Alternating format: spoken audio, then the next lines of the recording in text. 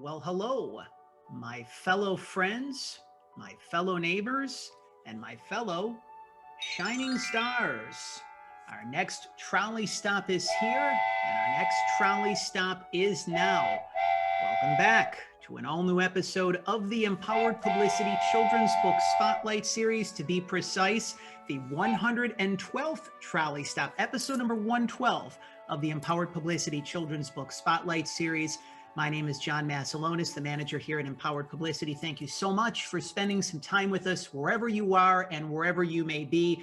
Spring has sprung, the days are becoming longer, our hearts are becoming more open, and we're celebrating. We're celebrating so much right now, not only here at Empowered Publicity, but we're helping some of our favorite children's authors, some of our favorite neighbors from across the country and around the world in the wonderful blessings and celebrations that are happening in their life. One of the things that I really believe in is it's the only time that you look back is to see how far that you've come. So before we welcome one of our favorite neighbors who is making her third appearance on the Children's Book Spotlight Series, she's entering into the Three Timers Club here at the Children's Book Spotlight Series.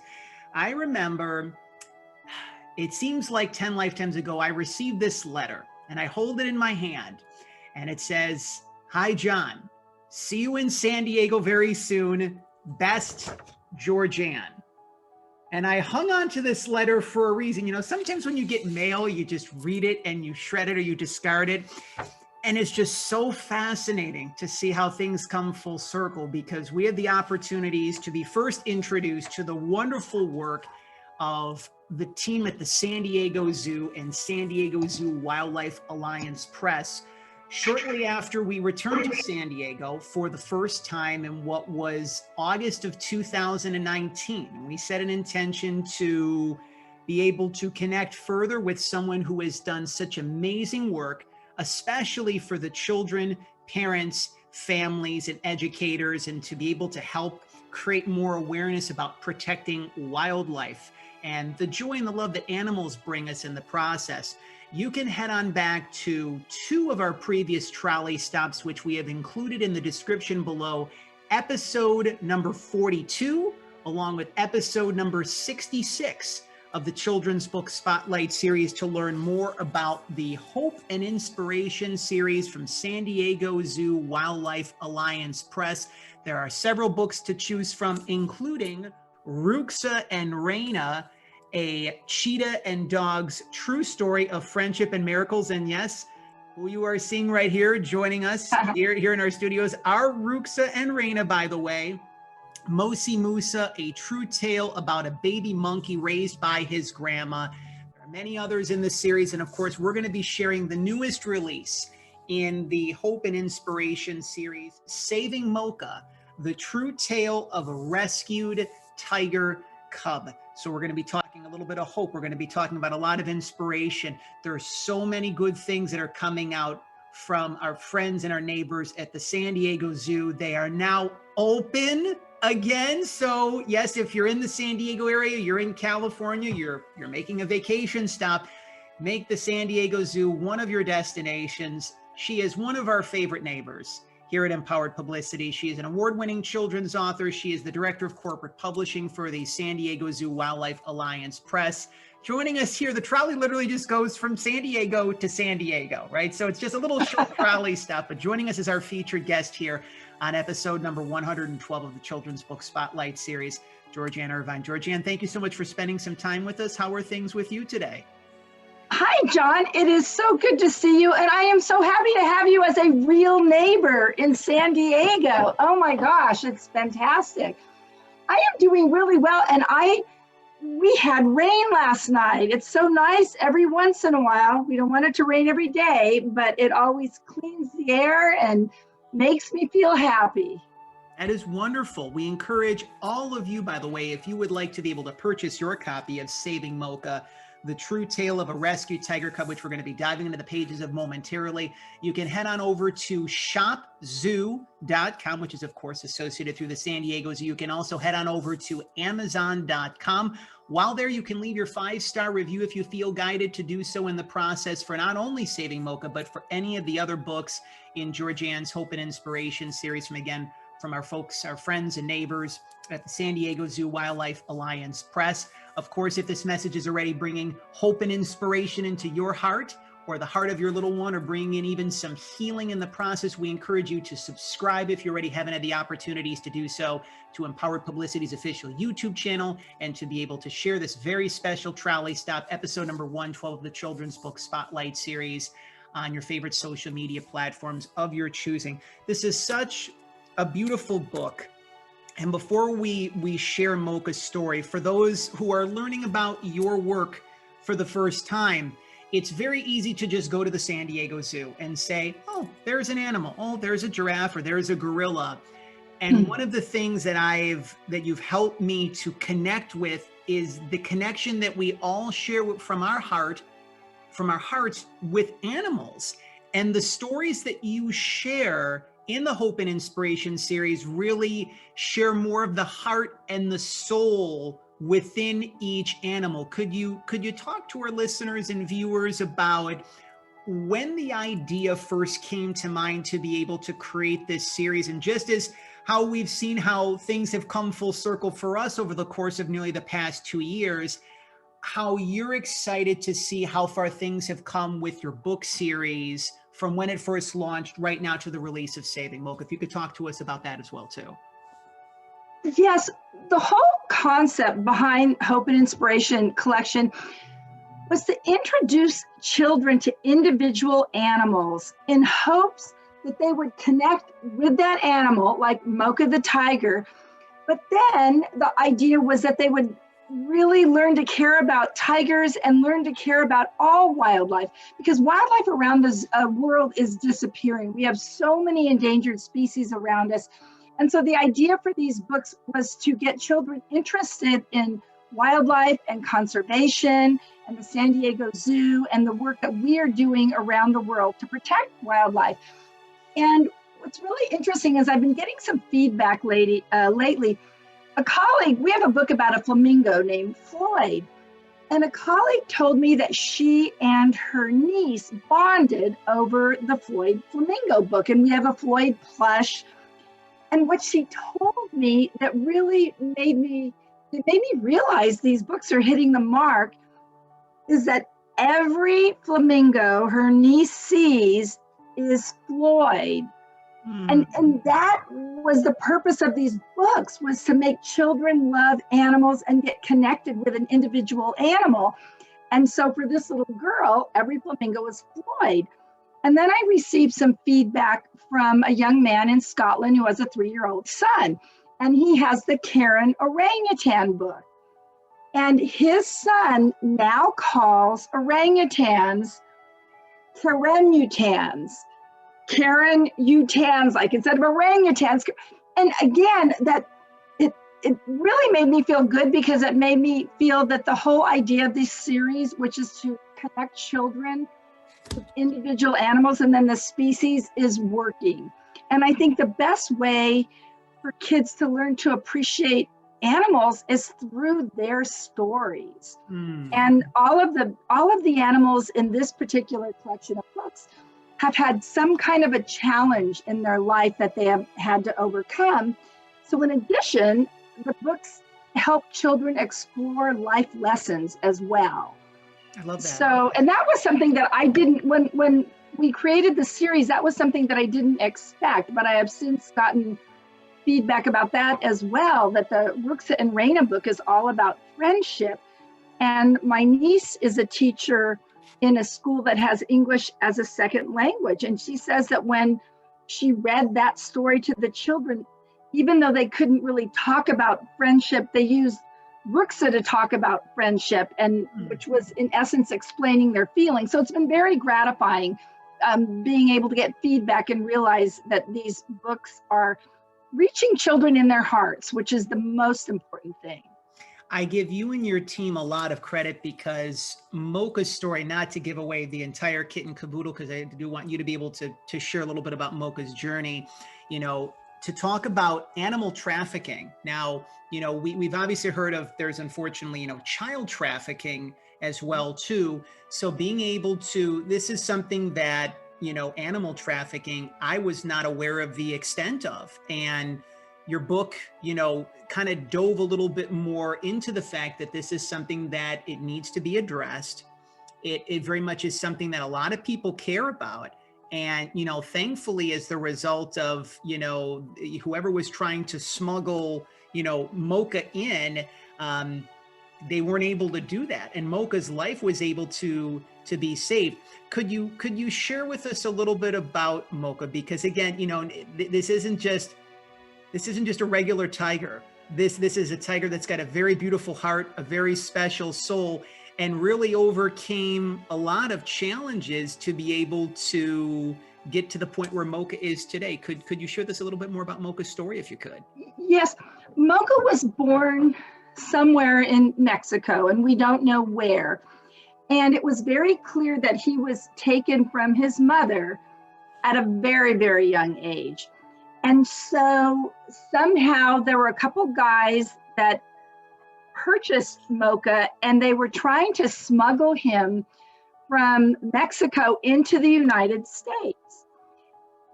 We're still not sure why, but we think it was so that they could sell him to become a pet for somebody. The last thing you really want is a tiger as a pet. They are wild animals. They might be cute as a cub, but they get big and it's very dangerous, and they do not belong in anyone's home as a pet. So they were driving through the border down at San Ysidro into the United States when they were stopped by a U.S. Customs and Border Protection officer. And it's funny because I interviewed this officer for the book, and he actually had come from Chicago, and he was only in San Diego a couple weeks, and he wasn't really well versed in wild animals. And he saw this cat on the floor of the car. And at the time, he didn't realize it was a baby tiger because Moka was only a few weeks old. And it's a little tough when there's so little at a glance to see that it's a tiger. So the guy in the car said it was a house cat, an exotic house cat that he was bringing into the United States to give to his girlfriend as a gift. So the customs officer was fascinated, and he kept saying, well, what kind of a cat? That's a unique breed. It's so interesting looking. And the more he questioned, and he was actually questioning very innocently at first, the guys started to get suspicious, and they shut down and said, oh, it's just some exotic cat. It's going to be our pet. And finally, the tiger kind of rolled over on the floor of the car, and then it yawned, and you could see its teeth. And that's when Officer Spencer realized, oh my gosh, that's not a house cat, that's a baby tiger. And so they confiscated Moka, and they arrested the two guys, and Moka was brought by U.S. Fish and Wildlife Service to our San Diego Zoo Safari Park. We work with government officials, so often if there are confiscations, they will bring them to our facilities so our veterinarians can examine them. It might be a reptile they've confiscated. There are even plants that are smuggled that they'll bring to us to take a look at. And so we had Moka at the safari park, and we had our veterinarians examine him, and we ended up raising him, and he had a lot of medical problems that probably were a result of him being taken from his mother at such a young age. And I know that a lot of what we did saved his life. Had he not been confiscated, we are confident that he would have been, that he would have died at a very, very young age. You had shared that in the book, and I find that this really lends a lot of even further credibility to the work that you do at the zoo. I know that you were talking to me in our green room before we started the recording of our episode about, it's very easy for people to just walk in the zoo and just say, well, you guys take care of animals, right? It's very easy to just to look at it at the surface. And there is really a heartfelt mission behind taking care of each individual animal. And that's something that I think one of my favorite expressions is that it takes a village, as the expression goes. And, you know, this actually leads me into one thing that I do want to talk about later on, but being able to talk about Moka's journey a little bit further is that, you know, he was able to move through, become more accustomed to the zoo and the safari park. Could you talk to us a little bit about what the experience was like when he began to settle down a little bit and began to be more comfortable in his surroundings? Because just like Ruxa and Reina, right, Moka didn't travel alone at the zoo for a long period of time. Right. So the most important thing with a baby tiger is for the mother to raise her cub and teach it to be a tiger. And usually a tiger mother has more than one cub. So our wildlife care specialists were going to have to hand rear Moka until a permanent home was found for him, which would not be at our facility, but at another wildlife sanctuary. And we had him a couple weeks when in Washington, D.C. at Smithsonian's National Zoo, there was a female tiger who'd had a cub, a Sumatran tiger, a critically endangered Sumatran tiger, and she was raising this cub, and then all of a sudden she got very aggressive toward the cub. He was nursing, we think she maybe got mastitis, and they had to pull this cub from his mother to hand rear it. So our team got together with the National Zoo team and decided what a great thing for both cubs is to raise them together. And this cub's name is Rakan. And because Rakan had been reared from, you know, the first 6 weeks of his life with his mother, he was already learning how to become a tiger. So when we put him with Moka, we saw Rakan, you know, roughhousing and doing tiger play that cubs do, that they would do in the wild, and really teaching him how to be a tiger. So what was fabulous about this was that they grew up together as brothers. They were able to play together. So it wasn't just our wildlife care team playing, you know, and exercising Moka. He had another tiger that we could raise them together. And that was a much, much healthier situation for both of those tiger cubs. One of the things that I also wanted to mention, because I love so much about your books, Georgeanne, is there's the different terminologies that we can learn. Obviously, you're more familiar with the zoo and animals and conservation and wildlife. Could you talk to us about the term chuffing? Because first of all, I just find it a fascinating word. Like if you're having a bad day, just say the word chuffing, right? And it puts a smile on your face, right? So could you tell us what chuffing actually is and how that relates to Oh, yeah. So tigers have different vocalizations. And there's a friendly tiger vocalization that is called chuffing. And I have chuffed to tigers and they've chuffed back. And it kind of sounds like, it's like, so it's kind of a foofing, but they call it chuffing. And it's a vocalization, like when Moka and Rakan met for the first time, they chuffed at each other. So that's a very friendly gesture, kind of a hello, how are you? I like you. And I know that when we've had baby tigers and adult tigers in the past, when you make that sound to them, it is a very friendly tiger greeting sound. And our tigers know their caregivers very, very well. And oftentimes in the morning, if the caregiver comes in to maybe the bedroom behind the scenes area of the tiger will give a friendly greeting. So that's what a chuffle is. A friendly tiger vocalization, a friendly tiger greeting. One of my favorite passages in Saving Moka, and this is just so adorable. This was Moka as a cub, I believe. And the caretaker at the zoo was, you know, basically it was kind of like scratching Moka's belly. To calm Moka before nap time, his keepers played music. He liked rhythm and blues, nature sounds, and tunes from the Disney movie Frozen. I just thought that was so adorable, right? Again, it lends that personalization that animals really have souls. Like we all love music as human beings, right? So the Disney movie Frozen, Moka had a Yes, gravitation to. our wildlife care specialist, whenever I write these books, I interview all of the wildlife care specialists, the veterinarians, everybody who cares for these animals. And I really try to pull out tidbits about the animal's individual personality and likes and dislikes. And when Ian Chatfield, one of the caregivers, told me this, I was just astounded I said, really? He first told me that they played music to calm the tigers when it was time to go to sleep. So of course I said, well, what music do they play? And he told me rhythm and blues and music from Frozen. And it really cracked me up. But I thought, kids are gonna love this. Yep. They're gonna relate to this. So yes, so we had that put that as a call out in the book. And in our Karen's heart book, there's a point where the baby orangutan has open heart surgery and she's in her behind the scenes area healing before she can go out with the other orangutans. And we have a television set for her. And she liked animal shows. Who knows why, but the animal care specialists turn the channels and they kind of read their animals and see what it is they seem to like.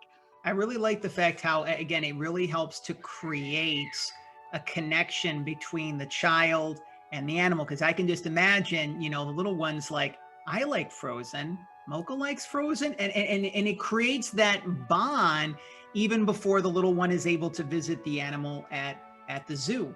Again, for those of you who are spending some time with us here, very special Trolley Stop, episode number 112, the Empowered Publicity Children's Book Spotlight Series. Award-winning children's author and the director of corporate publishing for the San Diego Zoo Wildlife Alliance Press, Georgeanne Irvine, joining us for the third time, her third Trolley Stop on the Children's Book Spotlight Series. You can purchase your copy of the brand new release, Saving Moka, The True Tale of a Rescued Tiger Cub, along with the entire collection of the Hope and Inspiration series by heading on over to shopzoo.com through the San Diego Zoo. And of course, you can head on over to amazon.com if that's your online vehicle of choice. While there, of course, you can leave a 5-star review for Saving Moka or any of Georgeanne's wonderful books if you feel guided to do so, as well as that's one of the many ways that you can support Georgeanne and one of the wonderful ways that you can support the tremendous work that the folks at the San Diego Zoo are doing into this. It's hard to believe it's like spring and then summer is going to be around the corner. We're going to be talking more because things are starting to open up more, which is great. One of the things that I also love about the Hope and Inspiration series is that, in life we experience adversity. Sometimes we want to think life is all about rainbows and gumdrops, Georgeanne, and our favorite furry friends have to go through their own adversity as well too. Rooks and Raina's story. This is one of the reasons why I actually have this little stuffed and plush Rooks and Raina, because even though one of them is only with us now in the physical, so to speak, it really speaks to the heart and to the soul of animals. Moka had some health challenges as well. Could you share with us a little bit about what Moka experienced and how your team was able to help him to get through to the other side of that? He had several ailments. When he was quite young, he had a kidney infection, and the wildlife care specialist had noticed some mucus in his urine and was really concerned about that. And so Moka had to go up to our hospital. We have an incredible veterinary team at our zoo and our safari park, and was given medication to overcome that. Then he had a problem with his joint in one of his legs that we think was a nutritional situation that was probably a result of being taken away from his mother at a young age and not getting the nutrition from the mother's milk. But then what almost caused his death was he had some food in his stomach that he couldn't digest. And we examined him, and it turned out that there was a hole in his diaphragm, which is between the stomach and the lung cavity. And the stomach was kind of moving through that hole. So the stomach was not in the place where it was supposed to be. So it was in the hole, kind of moving into the lung cavity, and we had to do major surgery to save Moka's life. And our vets have told me that had we not been there to do that surgery, he absolutely wouldn't have survived, a whole lot longer. So thank goodness that we had such dedicated team taking care of him. And so what happens is we've got our wildlife care specialists who care for Moka every day. And because they see the cats every day or the other animals, they know when they're feeling well, when they're not feeling well. And then, like in this case, Moka wasn't eating. Ian called the veterinarians to come in, and we did the exam and discovered this issue with his stomach. So it's really important that you have people who know the animals that they care for and can help them. But it was a really frightening situation because, again, had he not had the surgery, he most likely would not have survived very long at all. So if you can only imagine that the wildlife traffickers had taken him and had him, I don't know, gosh knows where they would have taken him and kept him in a cage as a pet somewhere he shouldn't be, probably wouldn't have made it. He wouldn't have had the veterinary care that he needed. So Moka's one of the lucky ones. I'd like to say that wildlife trafficking, which you mentioned, is a huge international business. And animals are trafficked for various reasons. Tigers are trafficked for their pelts and for their teeth. In this case, we think it was for the pet trade. There's a scaly animal called a pangolin. More than 1 million have been killed in the last 10 years because their scales are used for medicinal purposes, yet they're only made of what our fingernails are made of. So wildlife trafficking is a very, very huge problem. So we like to say that Moka is one of the lucky animals that survive because so many of them don't survive.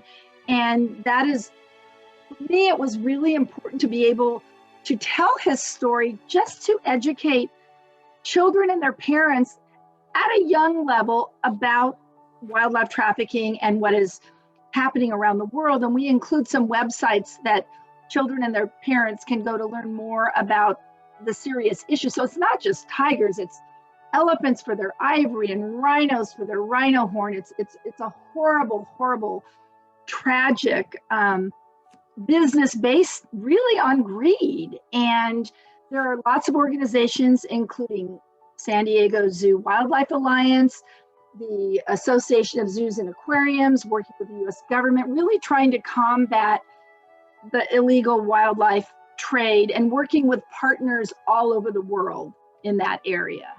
And again, I really feel that you're doing an incredible job being able to share what could look like a very horrific, scary thing for kids, because, kids' minds are like sponges, and we want to make sure that, when we share with them something that's important, that we can do it in a very gentle way that speaks to them where they're at, but doesn't necessarily overwhelm them in the process. One of my favorite messages overall in the book, and this kind of lends, it brings me back to where people come into our lives, experience comes into our life for a reason, a season, or a lifetime, so to speak, right? Especially friends, right? Sometimes, we have friends that have been in our life for 30 years, right? Certain friends just may come in for like a season, literally like springtime or summertime kind of thing. So Moka and Rakan, they spent some time together, but they did have to part as well too. Could you bring us more up to the present day moment in terms of Moka and Rakan and how wonderful that they have both been doing, albeit separately from themselves? When tigers become adult males, they separate. I've seen tigers many times in the wild in India, and the adult males have their own territory. So when they do become mature, they don't stay together for the rest of their lives. So when Moka and Rakan became mature, we did have to separate them. And Rakan is a critically endangered Sumatran tiger. It's the smallest of the tiger species, and San Diego Zoo Wildlife Alliance is very involved in Sumatran tiger wildlife conservation efforts, both here in the United States with our breeding program, as well as in Indonesia and Sumatra. And so Rakan was destined to stay at the safari park and eventually become a father of endangered Sumatran tigers. He still hasn't become a father yet. Moka was a hybrid tiger. So he had a lot of Amur, which is a tiger. It's the largest tiger species. A lot of people know Amur tigers as Siberian tigers. He had Bengal tiger in him. So we really didn't have the space to house him at the San Diego Zoo Safari Park because we really needed to focus on the Sumatran tiger species. Mm-hmm. However, in East San Diego County, there is a wildlife sanctuary called Lions, Tigers, and Bears. And it's a forever home for animals that have been confiscated by various sources, by the US government, animals that were caught being smuggled places. And so Moka went to live at Lions, Tigers, and Bears. And he has a friend, a young white tiger named Nola. They're not going to be breeding, they're just buddies. So it's not to breed more tigers, but it's for companionship.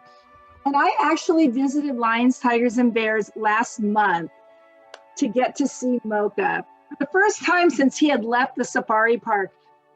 And it was so wonderful seeing him in this spacious habitat with a pond and a grassy slope and trees and watching him play with Nola. It was just really good to see this tiger who, you know, probably wouldn't be here if it weren't for being, you know, rescued at the border and saved by our veterinarians, have a chance at living the rest of his life in this beautiful wildlife sanctuary with a gal pal, Nola.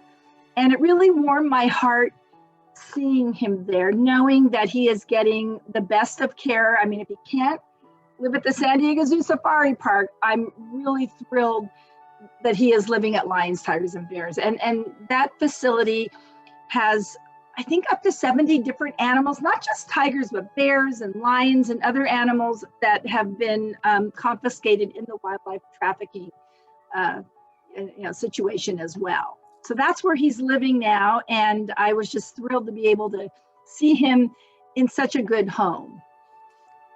With all of your books, again, whether it be an orangutan, a cheetah, a dog, a flamingo, monkeys, tigers, you obviously learn a little bit about each animal. I mean, not only about the actual animal of the book, but the animals themselves. Could you maybe share with us one or two characteristics or quirks about tigers that maybe us just as, you know, I don't want to say that us as regular people, but, you know more about animals and, you know, your team at the San Diego Zoo Wildlife Alliance Press, you know more about, you know, the animals than we do. So could you share with us maybe one or two things about tigers, whether it be just, you know, interesting quirks or whether it be things that might surprise us about tigers? First of all, like we have individual fingerprints, tigers have individual stripe patterns. And when I was creating the Saving Moka book, keep in mind, I've got Moka and I've got Rakan, and I need to be able to tell the tigers apart. Mm-hmm. So I worked with our wildlife care staff, and I actually wrote notes on which tiger was which. But when they were younger, they had differing colors of eyes, but then I memorized the stripe patterns on their heads because that's what helped me tell them apart the easiest. And in the book, we do show a photo of Moka and a photo of Rakan, and you can absolutely see the difference in stripe patterns.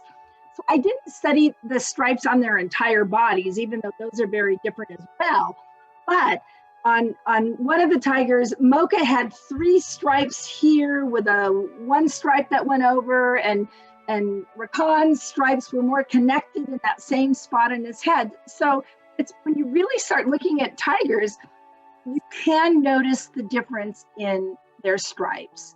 And that is how you do tell individual tigers apart. And sometimes when tigers are being studied in the wild and you have field cameras that are tripped when a tiger goes by, a lot of times the scientists will note the patterns on the sides. You know, if a tiger's walking by, you're looking at its left side. And if another tiger walks by, you can tell whether it's the same tiger. So the stripes are used to help identify tigers in the wild as well, especially when we're studying them or trying to see how many live in a certain area. Another thing is if you were to shave a tiger, you would see stripes on their skin. Another thing that people might not know about tigers is that they're excellent swimmers. You don't see a cheetah swimming, you don't see a lion swimming, you might see a jaguar swimming, but tigers are excellent swimmers. And they also are solitary animals. Remember I mentioned that Moka and Rakan were separated as adult males.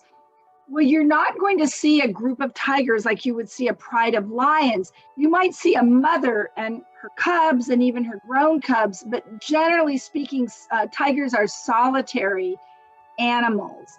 And they're the only cat that is striped, you know, all over. You'll see some cats like a clouded leopard that has a few stripes and then it's got some big spots, but tigers are the only animal that is all stripes. It actually reminds me too, of all things, your book brought me back to one of my favorite movies from the 1980s, the Tom Cruise, Dustin Hoffman classic, Rain Man, where Dustin Hoffman's character, Raymond, says, "I'm an excellent driver." And you reminded me how tigers are excellent swimmers. So here I'm envisioning like a Moka, Dustin Hoffman, Rain Man hybrid of like, I'm an excellent swimmer. I'm an excellent swimmer. We're beginning to wind down our time with one of our favorite neighbors, Georgeanne Irvine, award-winning children's author, the director of corporate publishing for the San Diego Zoo Wildlife Alliance Press. Our featured guest on episode number 112, the Empowered Publicity Children's Book Spotlight Series. We are sharing the brand new release in Georgeanne's Hope and Inspiration series, Saving Moka, the true tale of a rescued tiger cub. It is now available by heading on over to shopzoo.com. You can also head on over to amazon.com if that's your preferred online vehicle of choice. While there, you can leave a 5-star review if you feel guided to do so for not only Saving Moka, but for the rest of the books, the rest of the collection in the Hope and Inspiration series. And one of the things I did want to mention before we wind down our time officially is that it's been a little bit of an interesting year for the San Diego Zoo, right? Normally, you know, just as many things have changed over the course of the past year, you know, the great thing is that the zoo is now open and things are beginning to grow and expand and open up even further. But you guys were dealing with something that you really never had to deal with before, an extended closure of the zoo. So life was probably a little bit different. Could you just give us a little kind of to peel the veil back a little bit as to what that experience was like for you? Obviously we're not fully on the other side because it's not like the park's at 100%, no one's wearing masks. Like we're not at that particular point yet. Maybe if you're watching this in several months, we'll be at that particular point, right? But could you share this from the perspective of being an employee of the San Diego Zoo and seeing what everyone went through and how, most importantly, the animals were also responding, and the fact they see people, they see visitors every day and just not anymore in the way in which they were used to. We were closed. We were closed twice. So we were closed for 3 or 4 months, and then we had to close down again for a couple months. And it was really tough because we are a nonprofit organization, and we've got donors and we've got memberships, but then we also are supported through the sales of merchandise. And by the way, I'd like to say that all proceeds from the sale of the Hope and Inspiration books go right back to our organization. So it was really challenging, and our organization was great to the employees. Many of us were able to continue our work from home, but then when you think about the frontline employees who worked in the gift shops and all, I mean, they weren't able to come to work. The animals continued to get the best of care. Our veterinarians were there every day. Our wildlife care specialists were there every day taking care of the animals.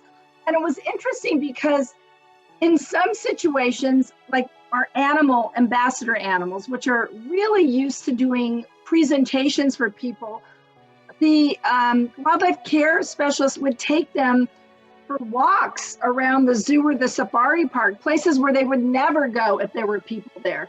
So it was kind of interesting. We have a Tamanduá who I'm following for a book named Fernando, and his caregiver would post photos on Facebook of Fernando visiting the California condors and Fernando over here and Fernando over there. And it's because they had to get these animals out for walks to exercise them.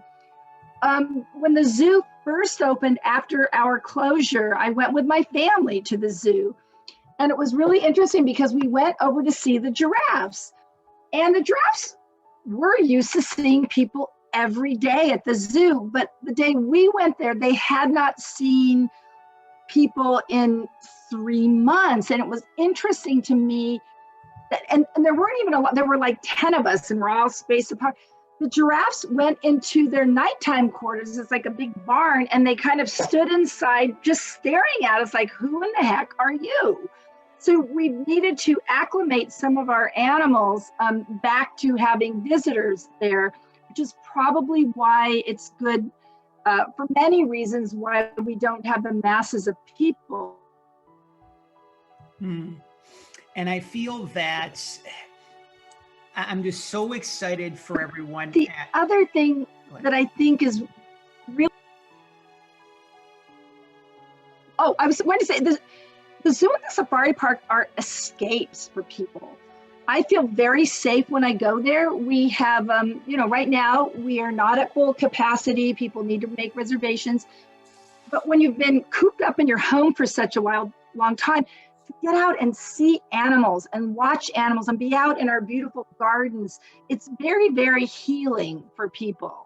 So it's great to see people coming back to the zoo and back to the safari park. And I feel fortunate. I was able to go on grounds a few times when we were closed because I was doing some research on some of the animals for future books. But thank goodness we're open again, and we are a place for people in our community and from all around the world to come and visit and see our animals and look at the amazing work that we're doing on behalf of conservation. So I'm grateful that we are open again. I'm excited too, because I know that one of the things that we had talked about was a joint trip together to the zoo. And I feel we're still a little bit of a way off from that, but I cannot wait for that opportunity just to really see, like, from when I was first at the zoo 2 years ago, and it's just like, fast forward 2 years, and again, how far things have come in the process. We always like to talk a little bit about coming attractions, and it seems like I believe now there's a total of, is it 5 books or 6 books in the series thus far? I have 5 books, and in the fall, we will debut the 6th book of the series. And it's about a baby tapir. If you don't know what a tapir is, look up baby tapir. They look like a watermelon on legs, but brown with stripes and spots. They're really, really precious. And it's called Raising Dawn, the True Tale of a Spunky Baby Tapir. And I'm really excited about this book. The little tapir's mother wouldn't care for it. We don't know why. So it's about his wildlife caregivers teaching him how to swim and reintroducing him to the other animals in his habitat. It's a really charming story. And I don't know, it could be one of my favorite books of the series, but then I think every book is one of my favorites. And then there are several other books that I've just started working on right now that will be out probably next year. Oh, wonderful. But Raising Dawn, the True Story of a Spunky Baby Tapir is the next book that will be out. I feel like I'm calling into a radio station that is taking requests right now, Georgeanne, because, one of my spirit animals throughout the course of my life has been a giraffe. And I'm not necessarily sure if that's something that you have in the works, but like, if you are taking requests for the Hope and Inspiration series, I would love to see a book on one of the giraffes at the zoo. Just kind of, putting that out there. If it feels aligned, awesome. But this is, again, you really care about animals and you really care about kids.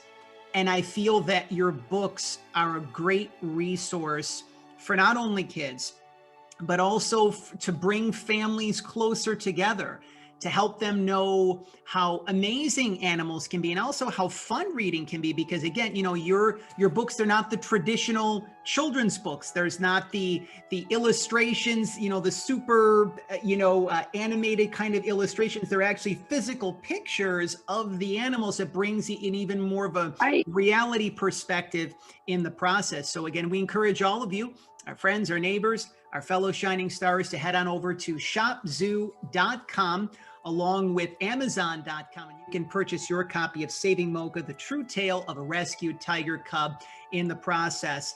We always like to wind things down here at the Children's Book Spotlight Series and give a little tip of the cap to, of course, one of our favorite neighbors, Mr. Rogers. He reminded us for many, many, many years throughout his time on Mr. Rogers' Neighborhood, the long-running PBS children's television program. He reminded us through many of his talks that he did throughout the country, including, commencement speeches. And of course, when he received his Lifetime Achievement Award at the Daytime Emmy shortly before he passed, he always kept the time, Georgeanne, whether it be 15, 30, or 60 seconds. He reminded us to take the time to remember those who loved us into being. And as I always like to say, my interpretation of that is, to remember those that, whether it be, just like, and I'm actually sharing this with our listeners and viewers, is that, the little ones that I read out to here in the San Diego area in which I live in, they actually knocked on my door while we were recording this episode. And they said, I'm very blessed to read to the kids here every Friday afternoon. And they said, Mr. John, because you read to us every week, we want to give you this nice frosted cookie. And I'll actually show it to everyone who is watching right here. Doesn't this cookie look absolutely delicious?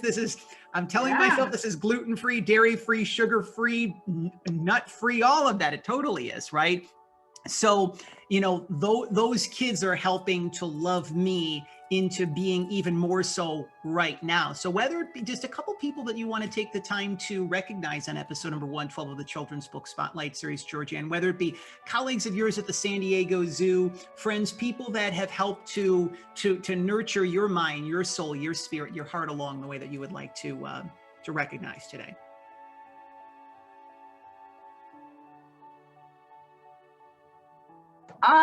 I am going to be celebrating an anniversary with the zoo. I've been with the zoo for many, many years, and in about a week or so, it will be 43 years. And there's a woman who was a mentor to me. She's not with us anymore. Her name is Carol Town Seaton, and she is the person who took a chance on me by giving me a job at the zoo so many years ago as a public relations assistant and believing in me. And not only that, she is the one who gave me the opportunity to write my first children's books. And look what I'm doing now. So I would like to do a shout out to Carol Town Seaton, who is in another world now, but who always will hold a very special place in my heart. And I'm doing what I'm doing because of her. That's beautiful. Thank you so much for sharing. And of course, one of the things that we also love to do here is to help our listeners and viewers, our friends and neighbors, and of course, our fellow Shining Stars, to remember that there's dreams that are coming true. That may sound like a Disney cliche, but even Disney's opening up. So why not? So one of our favorite segments here in the Children's Book Spotlight Series segment is one of the favorite segments on the Children's Book Spotlight Series is one of our favorite segments entitled 3 Wishes. One of the things, especially for guests that are making return appearances back on the program, we love to put heartfelt wishes and dreams out there for those that may be struggling, who may be going through a little bit of a challenge, who may be going through that proverbial divine storm. So what would be 3 wishes that you would like to put out for the collective, for the planet, for the universe, especially right now as we're in this month of April, we're looking ahead to the summertime.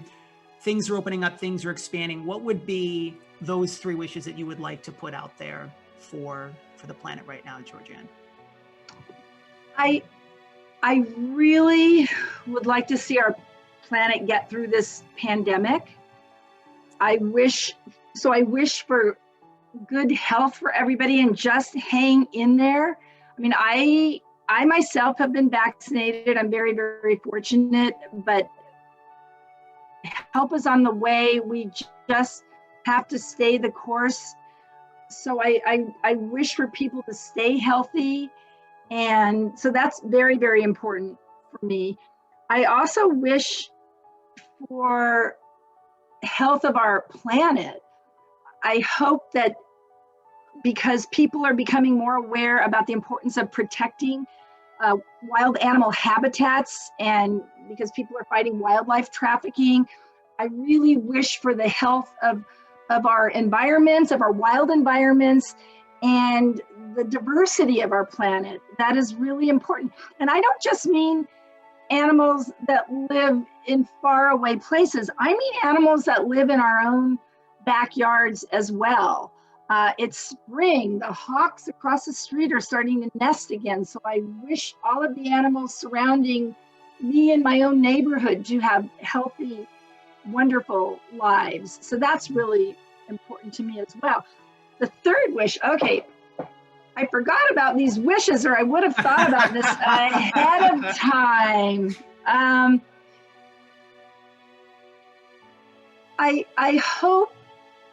I wish for people to have love in their lives. And I look, especially for children, to know and feel that they are valued and that they are the future of our planet. And books really, and I don't just mean the books that I've written, I mean books in general can transport those children and help them realize what wonderful souls they are. So realize how special they are. Children all over the world. Those are huge. I know those are huge wishes, but you got to start somewhere. Absolutely. And we're very much putting out these rocket launches of desire because, again, you know, as things are opening up, things are getting better, things are expanding. Why not aim for, I think it was, again, this is a second radio reference, but I think it was the old famous DJ Casey Kasem that would say, he would say, keep your feet on the ground and keep reaching for the stars. So we're very much doing that, of course, here on episode number 112 of the Children's Book Spotlight Series. Raise your hand if you had fun today on episode number 112 of the Children's Book Spotlight Series. I'm raising 2 hands here in the process. This has been, and you know, it's interesting because, you know, we just had Miranda Paul, the wonderful award-winning children's author, her husband Baptiste, on just last week to celebrate the release of their brand new book, Peace, on episode number 111 of the Children's Book Spotlight Series, which is now available, of course, at empoweredpublicity.com and our official YouTube channel. But I share this because Miranda just became the newest member of the 3-Timers Club here at Empowered Publicity in the Children's Book Spotlight Series. So it's interesting. I'm not sure if you're a fan of Saturday Night Live, but whenever someone becomes a 5-timer with Saturday Night Live, the guests get these like crushed velvet robes that look very comfortable. So I'm still trying to think, like, when someone comes aboard the Children's Book Spotlight Series for a 3rd time, what do they get? Maybe they get like homemade fresh cookies from the children here in El Cajon. That might be a wonderful gift, actually. So, you know, we'll have to kind of brainstorm on that. But this has been such a wonderful, wonderful episode. So once again, one more time, you can head on over to shopzoo.com. You can also head on over to amazon.com to purchase the entire collection of the Hope and Inspiration series from the San Diego Zoo Wildlife Alliance Press. You can, of course, specifically, if you're just feeling called to purchase Saving Moka, The True Tale of a Rescued Tiger Cub. Again, they are now available at shopzoo.com and at amazon.com as well. We're looking forward to many more trolley stops over the spring and into the summer. And yes, we'll be keeping you posted when we do make our return trip to the San Diego Zoo. For those of you who are children's authors, if you would like to be able to share your inspiring story and the release of your brand new children's book here on the Empowered Publicity Children's Book Spotlight Series, if you would like to become a member of the Empowered Publicity family, you can head on over to our official website at empoweredpublicity.com or to connect with us via any of our social media platforms that you now see on screen. Facebook and Instagram at Empowered Publicity, and Twitter at Empowered_PR.